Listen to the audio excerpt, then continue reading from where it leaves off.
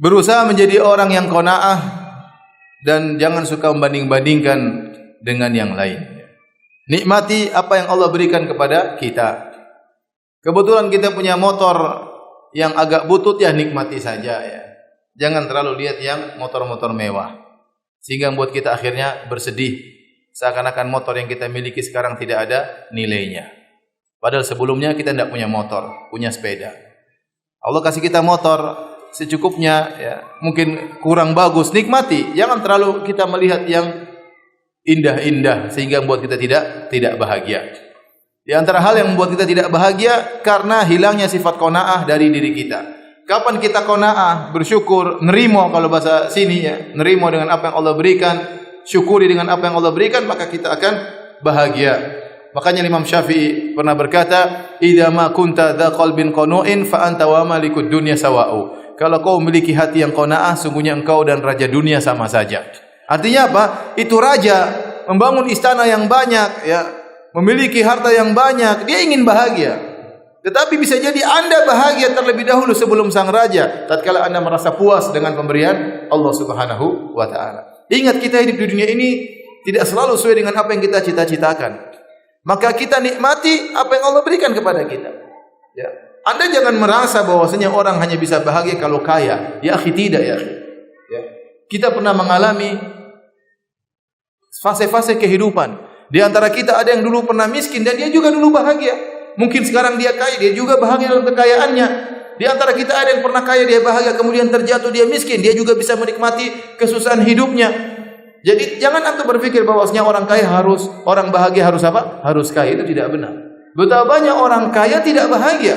Silakan ya, kita dengar-dengar berita orang kaya cerai sama istrinya, orang kaya anaknya narkoba, orang kaya ini anulah berfoya-foya, macam-macam permasalahan kehidupan yang mereka rasakan.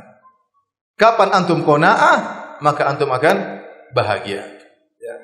Maka saya selalu ingatkan ucapan Nabi sallallahu alaihi wasallam.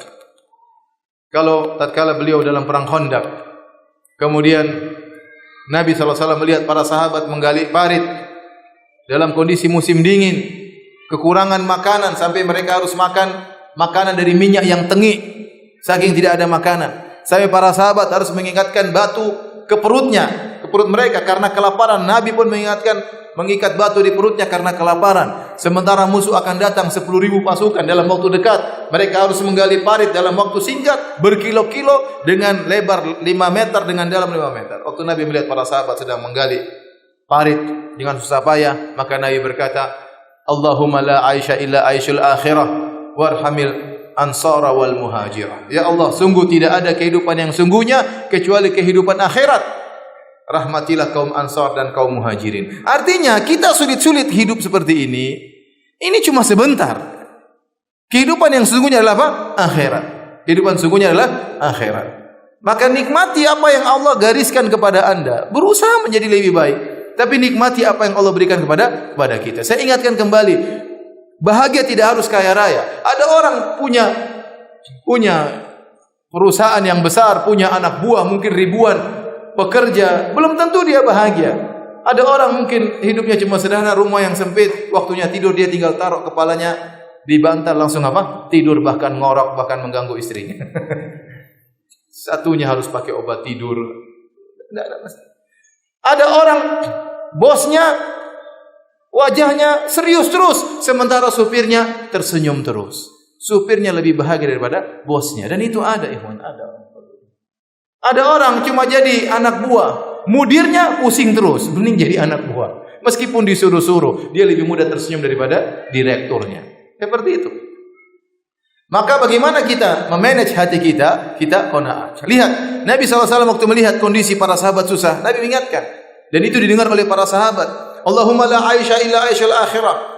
Ya Allah, sungguh tidak ada kehidupan yang sungguhnya, yang hakiki kecuali kehidupan akhirat. Kata Syekh Utsaimin rahimahullah ta'ala, ini juga kita ucapkan tatkala melihat kemewahan. Kita bilang Allahumma la aisha illa aishul akhirah. Ya Allah, tidak ada kehidupan yang sungguh kecuali kehidupan akhirat. Anda mungkin naik motor butut, nanti lihat orang pakai motor Harley begini. Kita bilang tidak ada kehidupan kecuali kehidupan akhirat. Ini motor akan masuk bengkel. Tenang saya. Antum melihat orang rumahnya mewah, antum rumah sederhana. Kebahagiaan bukan harus di rumah mewah. Ya, saya lihat di Bekasi, saya lihat rumah gede, lebih lebar daripada masjid ini, lebar. Subhanallah. Kata teman saya, Ustadz itu rumahnya gede, itu orang istrinya nggak ada, istrinya diambil orang. Coba. Mending sudahlah. Intinya kasihan, rumah mewah, hidup tanpa istri, apa hidup seperti itu?